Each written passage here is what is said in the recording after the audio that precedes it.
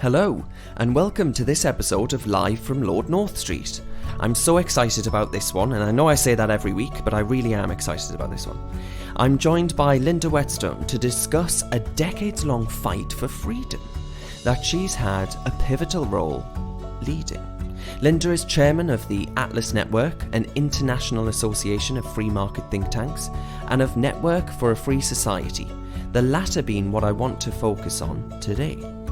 On top of this, she's a member of the board here at the Institute of Economic Affairs and has been a board member of the Mont Pelerin Society. As the daughter of Sir Anthony Fisher, the founder of the Institute of Economic Affairs, the Liberty Movement has been a lifelong labour of love. So, hello, Linda. Hello. Well, thank you for having me. Not at all. Thank you for coming on. Now, your father, Sir Anthony Fisher, was the founder of the Institute of Economic Affairs who made chicken into an everyday dish instead of a once-a-year luxury. How much of an impact do you think he had upon your politics? I'm not sure he influenced my politics, because he was not really party political, but he certainly influenced my thinking about the circumstances in which enterprise can succeed and human beings can flourish. How much of an impact do you think the road to serfdom then had upon your own outlook of the world? Because, you know, I was reading and your father lost his father in the First World War and then watched his brother killed in the Battle of Britain. And you've argued that upon reading the Hayek's Road to Serfdom, your father realised that his father and his brother had given their lives for the freedom of their fellow countrymen, yet he saw freedom diminishing. Do you think Britain has changed since then? Is life in the UK, contrary to popular belief, better now than it was then? It is impossible to over-exaggerate the effect of the road to serfdom on my father, and more indirectly on me and on millions who've been influenced by the classical liberal message promoted by the Institute of Economic Affairs, or by any of the approximately 500 Atlas Network partner organisations in nearly 100 countries. These are two of the organisations that he created as a result of reading that one book. He was indeed heavily influenced by the death of his father while fighting in the First World War, in which 40 million are thought to have died, and his only brother dying in front of him during the Battle of Britain at the start of the Second World War, in which 70 to 80 million were killed. Then for much of his life, perhaps another 100 million were dying in communist regimes from both starvation and brutality. Not surprising, he was horrified by all these unbelievably ghastly events which had taken place in his lifetime, and he searched for alternatives. It was a search that consumed his entire life, and The Road to Serfdom, when he read it in the Reader's Digest, confirmed ideas that were forming in his own mind. And given the lessons of history and an abundance of statistical evidence, I came to share his views. Life for those who are lucky enough to live in the 21st century is unbelievably much better than for any previous generation, especially if you live in a higher income country like the UK. We have not had to go to war ourselves, or watch our parents, siblings or children lose their lives defending us. We can expect to live to 80 or so years at a level of comfort and with a range of choices over any aspect of our lives that our grandparents could not even have imagined. But what about the 4 billion people, nearly half the world's population, who still live on around $8 a day, and the many others in wealthier countries who are far from flourishing? Linda, that leads me on nicely. You've explained the way in which capitalism, free market economics have enriched, a pro-market economy has enriched and extended the lives of billions of people around the world who perhaps don't know about the principles and values of a free society, like the rule of law, open markets, protection of private property. There are just no books in these countries, or on their curriculum, for example, if they even have a curriculum. So through an initiative you set up, Network for a Free Society, you're aiming to change that. So could you tell us a little bit about that? When the internet started opening up the world in the 90s, I began to e-meet people in lower income countries. They'd begin to find us because of what we had on the web. They wanted to learn more about how it was that so many had escaped poverty where I lived, and yet they were still trapped in it.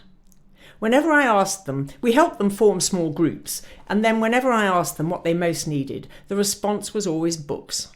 because they said there was not a single book in their country, not in their university library, not anywhere, that covered any of the aspects of a free society that we were talking about.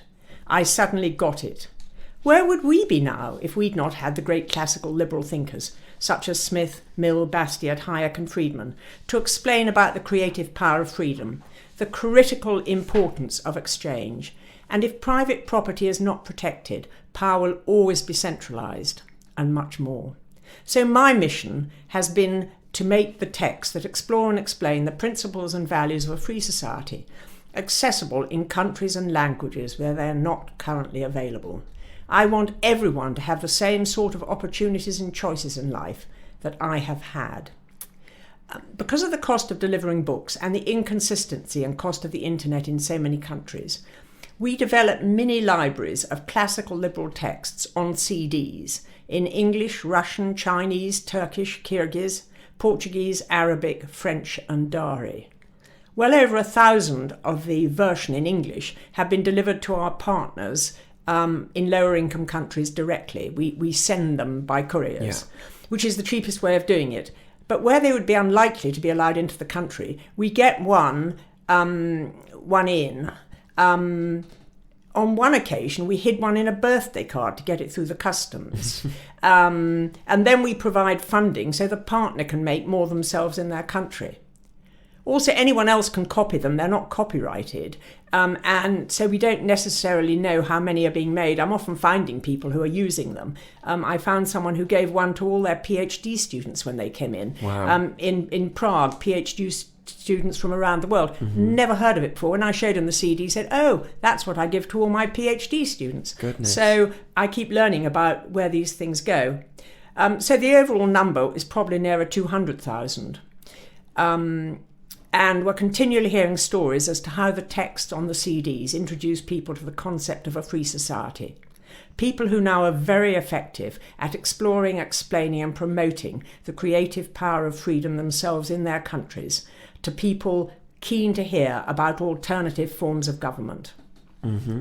So it sounds like you've got quite the back catalogue of heartwarming stories there.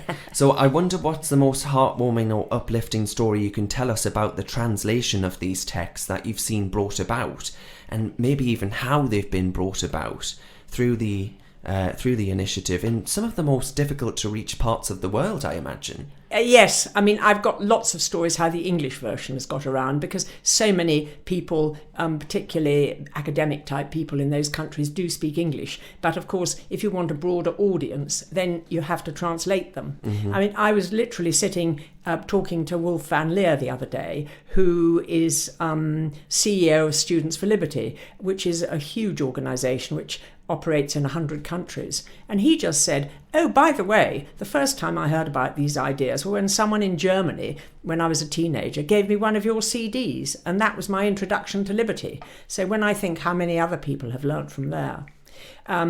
Also, Khalid Ramzi runs the Afghanistan Economic and Legal Studies Organisation, and that is a very dangerous place to be openly promoting a free society.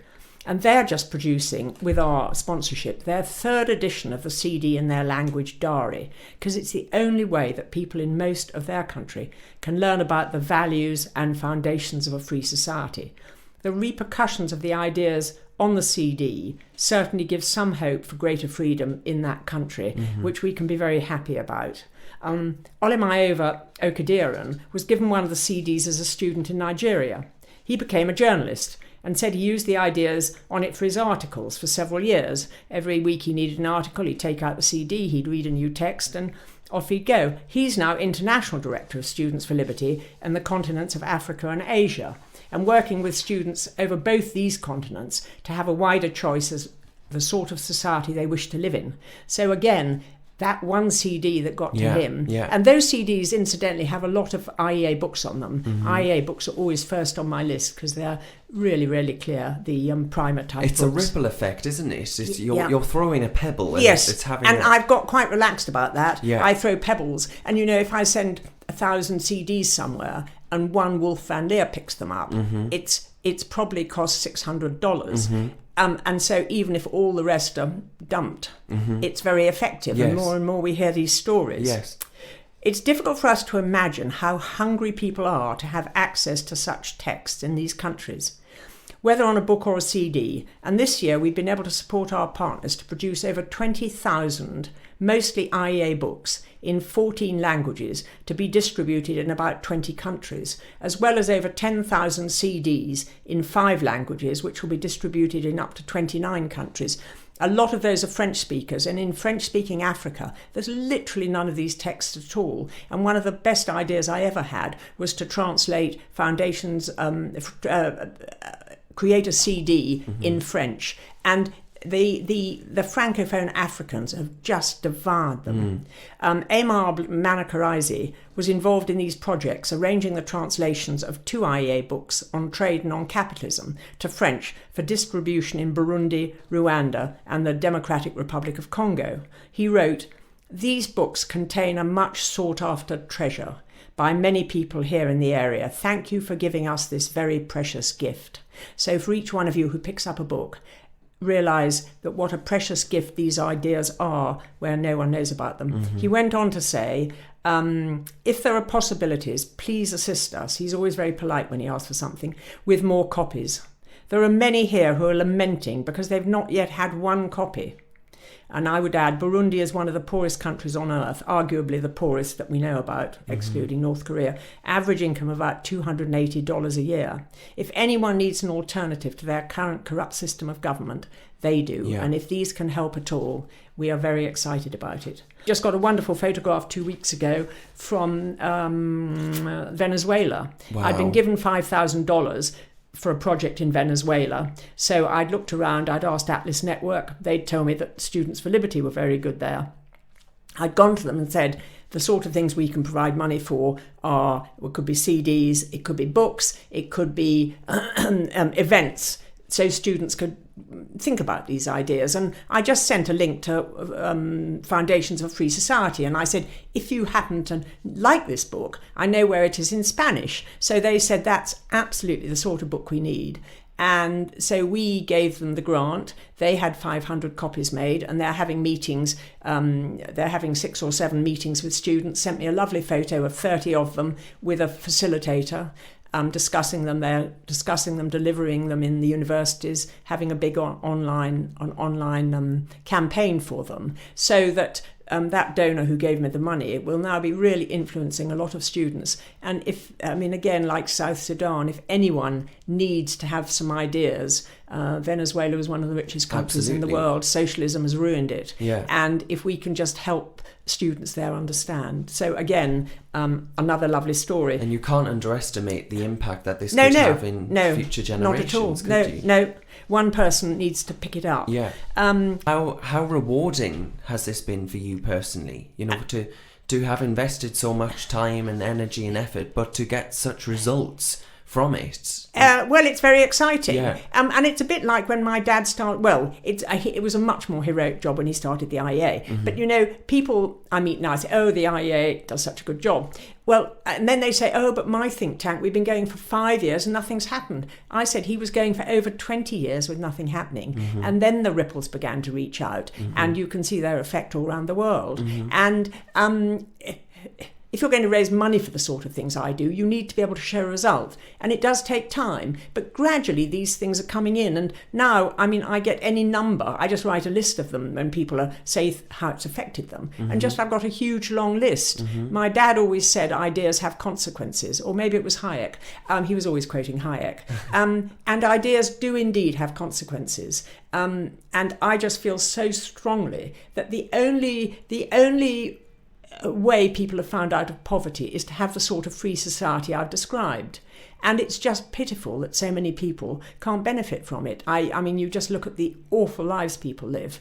And it is wonderful to be able to take these books to those people. And I'm a liberal. If they don't like the ideas, that's fine. They can go on with what they're doing. But if they like the ideas and think they're hopeful, I just want them to understand them. So, it gets me out of bed. I bounce out of bed every morning, keen to go and raise some more money, or have some more books translated, or communicate with my friends and see what they want to publish. You see these books being published and read in Afghanistan.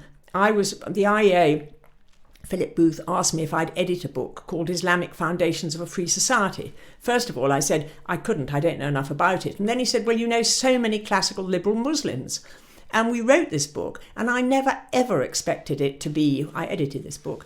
I mean, it's translated into Dari and Turkish and French and Farsi.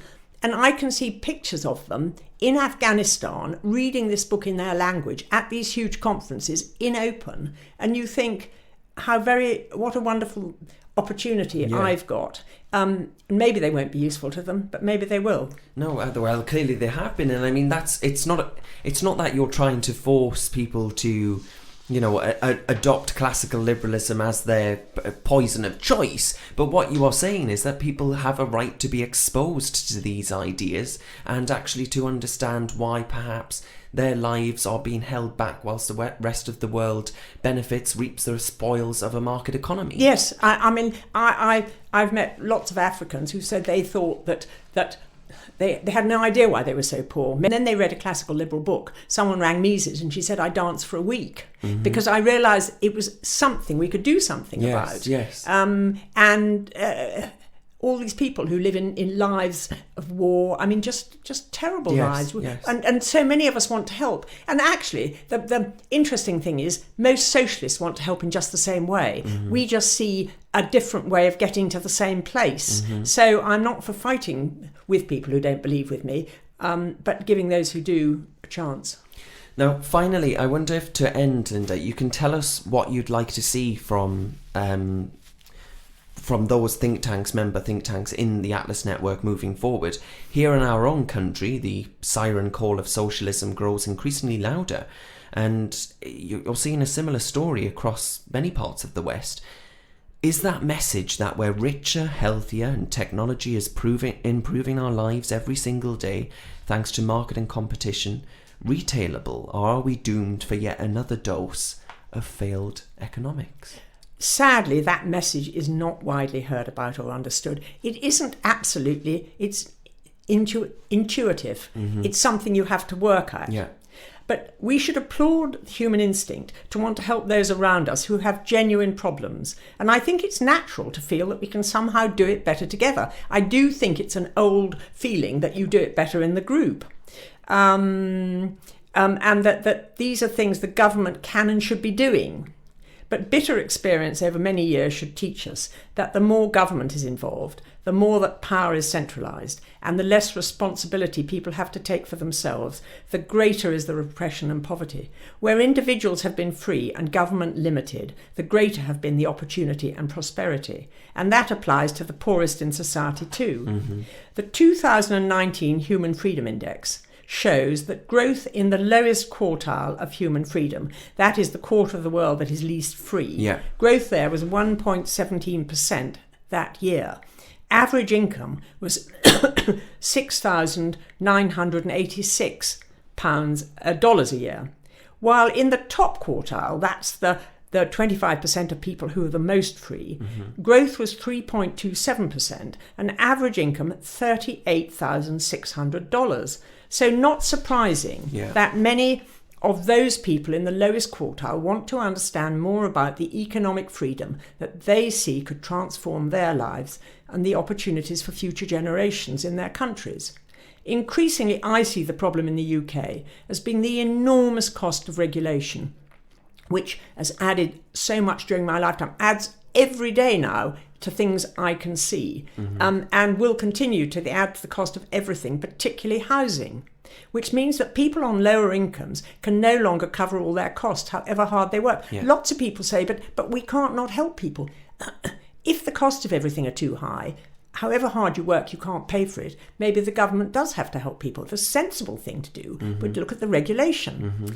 Regulation is both reducing our freedoms and fueling the pressure for a greater government spending.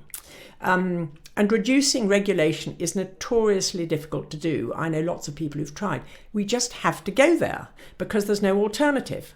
The challenge of our times is how to ensure greater equality of opportunity with an essentially free society, and that the truly deserving get the help they need without destroying the creative power of freedom. and whether democracy can survive our willingness to vote for policies that must eventually lead us to bankruptcy. Beautifully put. Now, I mean, you're absolutely right, aren't you, on the, housing in this country? If you think 50% of most of my generation's salaries in London goes on their rent. And I think, I don't quite know what the figures are now, but probably a third of housing costs are due to increased regulation. So if a third of your rent was taken away, or people on lower incomes, everything would balance. So literally on that alone. And I just know, I mean, if you're a landlord or if you're renting, the enormous costs that have been mandated by regulation.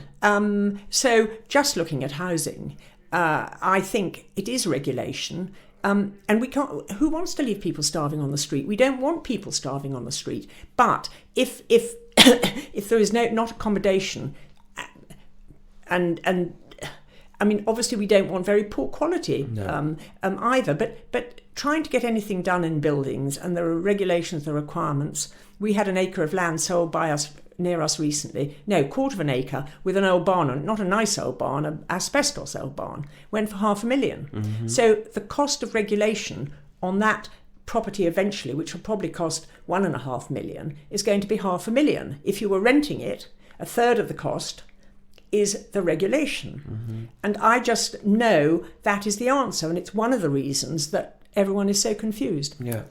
Well, I'm sure all of our listeners will absolutely agree with me that that's a very inspiring story, and we wish you and the Network for a Free Society all the best of luck in getting these ideas out there, because they are having such a profound impact on people and the policies that they champion. I'm just so hugely grateful to the donors who support us, and to our friends, our partners in these countries. They are just inspiring, hardworking, intelligent, and they can each make a difference. And of course to places like the IEA and Network for a Free Society, Atlas Network, started by my dad, that started this ball rolling, and I'm so hugely proud of him. Thank you, Linda. Now, you can subscribe to this podcast on Apple Podcasts, Spotify and Podbean, and you can find more films, blogs, podcasts and reports at our website, iea.org.uk.